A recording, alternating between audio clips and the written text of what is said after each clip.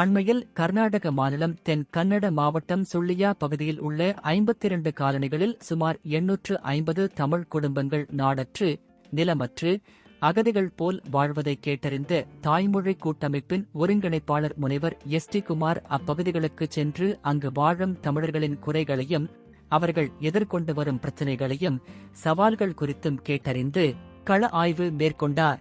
அவரிடம் தங்கள் குறை பிரச்சினைகளை கூறிய தமிழர்களிடம் இது குறித்து பாரத பிரதமரை சந்திக்க முயற்சி செய்வதாகவும் அப்போது இது குறித்து பேசி உரிய நடவடிக்கை எடுக்க வலியுறுத்துவதாக அவர்களிடம் உறுதியளித்தார்.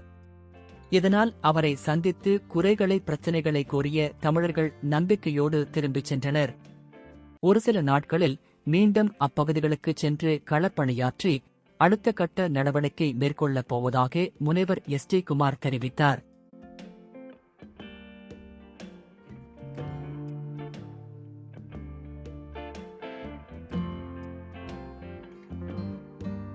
இன்னைக்கு எந்த நிலையில இருக்கிறாங்க, அவங்களுடைய கோரிக்கைகள் என்ன, அவங்க எந்த அளவுக்கு இன்னைக்கு வாழ்ந்துட்டு இருக்காங்க. திரிமாவோ பண்டார நாயக்கா லால் பகதூர் சாஸ்திரி அவர்களுடைய ஒப்பந்தப்படி இந்திய வம்சாவளியினர் இந்தியாவுக்கு வரவழைக்கப்பட்டனர்.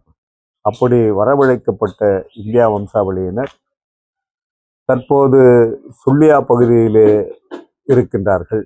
பல பகுதிகள் இருக்கின்றார்கள். அதில் சுள்ளியாவும் ஒரு பகுதியிலே தமிழர்கள், இலங்கையிலிருந்து அழைத்து வரப்பட்ட இந்திய வம்சாவளி தமிழர்கள் வாழ்ந்து கொண்டு வருகின்றார்கள்.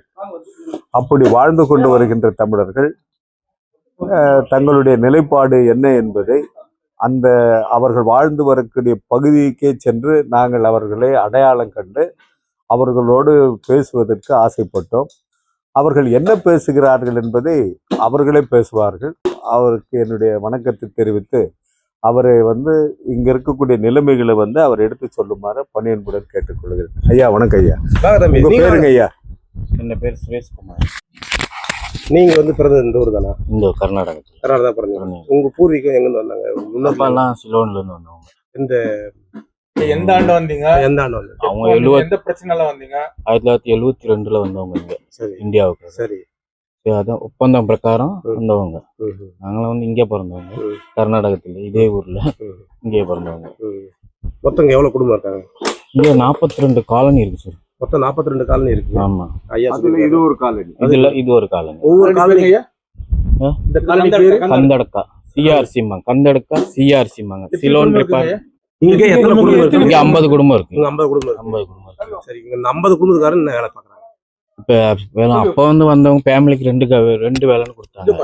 அவங்களாம் ரிட்டையர்ட் ஆயிட்டு சில பேர் நிரந்தர கார்மிக்கான கண்டினியூ ஒர்க்கர் அப்படிங்கிற மட்டும்தான் இருக்காங்க, நிரந்தர தொழிலாளர்கள்.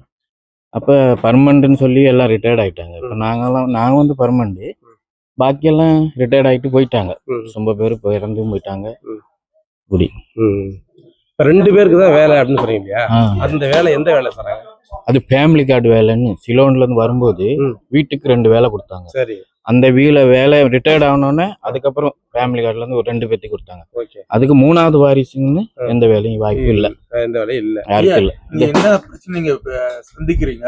அதுக்கு அதான் அவர் சொன்னாரு, வேலை வாய்ப்பு 3வது தலைமுறைக்கு வாய்ப்பு இல்லாத இருக்கு.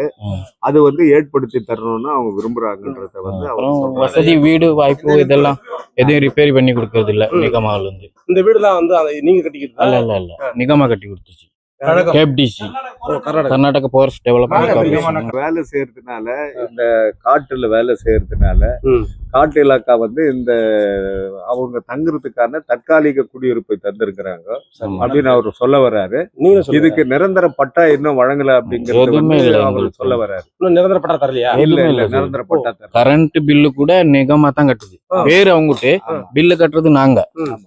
டிவிஷன் மேனேஜர்னு சொல்லி அவங்ககிட்ட தான் பேரு, பில்லு நாங்க கட்டிக்கணும். இங்க வந்து இவர்களை பொறுத்த வரைக்கும் இந்த மக்களோடு, இந்த மண் சார்ந்து கர்நாடகத்தோடு ஒத்து வாழ்கிறார்கள். ஆமா. இந்த கர்நாடகத்தோடு ஒத்து வாழ்ந்து அவர்கள் வந்து நல்ல நிலையில வந்து வாழணும்னு ஆசைப்படுறாங்க. ஆனா வந்து இந்திய அரசாங்கம் அவர்களை அழைத்து வரும்போது சொல்லப்பட்ட சலுகைகளை இந்திய அரசாங்கம் அவர்களுக்கு பொதுவா வழங்கல அப்படிங்கிற ஒரு ஏக்கம் அவர்கள் மத்தியில இருக்கு.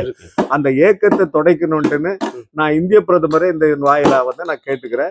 இது சம்பந்தமா நாங்க விரைவில் வந்து இந்திய பிரதமரை சந்திக்கிறதுக்காக இவங்க இலங்கையில இருந்து அழைத்து வரப்பட்ட பல்வேறு பகுதியில வாழக்கூடிய தமிழர்கள் எல்லாம் ஒன்றிணைத்து அவர்கள் மூலியமாக ஒரு கோரிக்கை மனுவை தரணும் அப்படிங்கிறதுலயும் நாம வந்து உறுதியா இருக்கணும். தாய்மொழி கூட்டமைப்பு சார்பா இவர் பேசுனதுல இருந்து சில கருத்துக்கள் நமக்கு புரிய வருது. இங்க வந்து சொல்லப்படாத கொத்தடிமைகள், தாய்நாடு இருந்தும் நாடற்ற நிலமற்ற தமிழர்களாக வாழ்ந்து கொண்டிருக்கிறார்கள். சொந்த பூமி, சொந்த மண்ணு, இவங்கெல்லாம் அந்த மண்ணை விட்டு வந்தவங்க. தாய்மாநாடுனாக்க இந்தியா தான் அவங்களுடைய தாய்நாடு. ஆனா அந்த சொந்த தாய்நாட்டிலே தங்களுக்கு நிலமில்லாத நாடற்றவர்களாக இன்றைய தினம் வாழ்ந்து கொண்டிருக்கிறார்கள். இந்த நிலம் கொடுக்கப்பட்டது ஒரு அவங்க வேலை செய்யறதுக்கான ஒரு கோட்ரஸ். அதை வந்து புரிஞ்சுக்கணும் எல்லாரும் அப்படிங்கிறதுக்காக நான் சொல்லி, இது வரைக்கும் எங்களுக்கிட்ட நீங்க வந்து இது மாதிரி பல இடங்களை பல மக்களை நாங்க சந்திச்சு உங்களுடைய கருத்துக்கள்லாம் எடுத்து நாங்க வந்து சொல்லி உங்களுக்கு நல்லது செய்யணும் அப்படிங்கிற ஒரு நல்ல நோக்கத்துக்காக வந்திருக்கிறோம். ஆர்பிஐ அறக்கட்டளை அதுக்கெல்லாம் வந்து நாங்க வந்திருக்கிறோம். வந்த நேரத்துல உங்களை சந்திச்சோம், ரொம்ப மகிழ்ச்சி.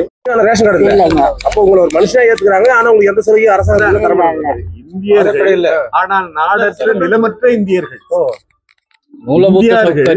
இந்தியாவிலேயே ஒரு நாடற்ற இந்தியர்கள் வாழ்கிறார்கள், வேலை செய்கிறார்கள். ஆனா கொத்தடிமைகள். பென்ஷன் எடுத்து வீட்டுல தாங்க இருக்கிறோம். மகன் மட்டும் வேலை, மருமக வேலை இல்ல. நாங்க 2 பேரும் வீட்டுல, அவர் இறந்துட்டாரு. அரிசியா அது இது ஒண்ணுமே இல்லைங்க. இந்த நடு காட்டுல உங்களை கொண்டு வந்து வச்சுட்டு உங்களுக்கு எந்த வாழ்வாதாரத்தையும் தரது இல்ல, உங்களுக்கு எந்த சலுகையும் தரது இல்ல, அரசாங்கம் வழங்குற எந்த உதவியும் உங்களுக்கு தரது இல்லைன்னா இந்த மக்கள் எப்படி வாழ?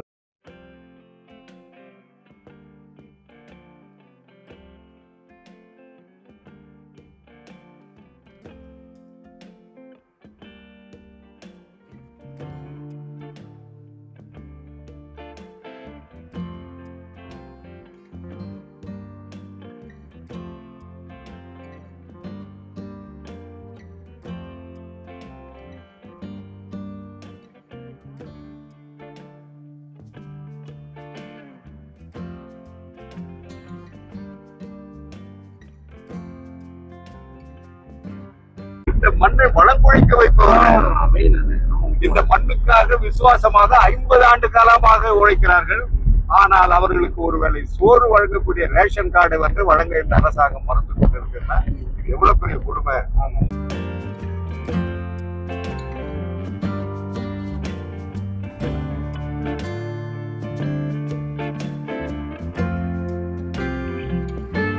ரேஷன் கார்டு வேலை வாய்ப்பு இல்லை. அவங்களுக்கு வந்து ஒரு 2 தலைமுறைக்கு 3ஆம் தலைமுறைக்கு இன்னைக்கு நெருக்கடி அளிக்கிறாங்க. அது மட்டும் அல்ல, நிலங்கள் வந்து இந்த அரசாங்கம் பூமியா காட்டுறோம், புதிய பூமியா இந்தியாவுக்கு வாங்க அப்படின்னு அழைத்து வந்த இந்த அரசாங்கம் இந்திய வம்சாவளியினரை அவர்களை நட்டாற்றில் நிலமற்றவர்களாக விட்டு இருக்கிறது. இந்த சமூகம் சாதாரணமான சமூகம் அல்ல. இவங்க வந்து பிரிட்டிஷ்கார கூட்டிட்டு போற நேரத்துல, அந்த பிரிட்டிஷ்காரன் கூட்டிட்டு போற நேரத்துல இந்தியாவில இருந்துதான் இவங்க போகணும். ஆனா சொந்த பூமியில அன்னைக்கு நிலங்களோடு வாழ்ந்து கொண்டிருந்தவர்கள் யாரும் நடுத்தருவதை இல்ல. அப்போ அன்னைக்கு பஞ்சம் ஏற்பட்ட கால சூழ்நிலையில வந்து இவங்க வந்து தங்களுடைய நிலங்களை எல்லாம் விட்டு தான் இலங்கைக்கு சென்றாங்க. ஆனா திரும்பி வரும்போது அவங்களுக்கு அவங்களுடைய நிலம் தெரியல, எங்க இருக்கின்ற இடம் தெரியல. அதுக்கு வந்து கபலீகரம் செய்யப்பட்டுச்சு. அப்படி கபலீகரம் செய்யப்பட்ட அந்த இடங்கள்லாம் வந்து இன்னைக்கு எங்க இருக்குன்னு அவங்களுக்கு தெரியாதுல. அங்க அவங்களுடைய சொந்த ஊர் எதுவும் தெரியல. அவங்க கொண்டு வரப்பட்டு இங்க சேர்ந்த பிறகு அவங்களுக்கு அடுத்த தலைமுறைகள் வந்த பிறகு அந்த தலைமுறைகளுக்கு தமிழ்நாடு எங்க இருக்குதுன்னு கூட தெரியும். இங்குள்ள இந்திய வம்சாவளி தமிழர்கள், அவர்களை இலங்கை தமிழர்கள் என்று சொல்ல முடியாது, இந்திய தமிழர்கள், நம்முடைய தாயகத்து தமிழர்கள் இப்படிப்பட்ட கொடுமைகளை இந்தியாவிலேயே இந்திய தமிழர்கள் அனுபவித்துக் கொண்டு வருகிறார்கள்.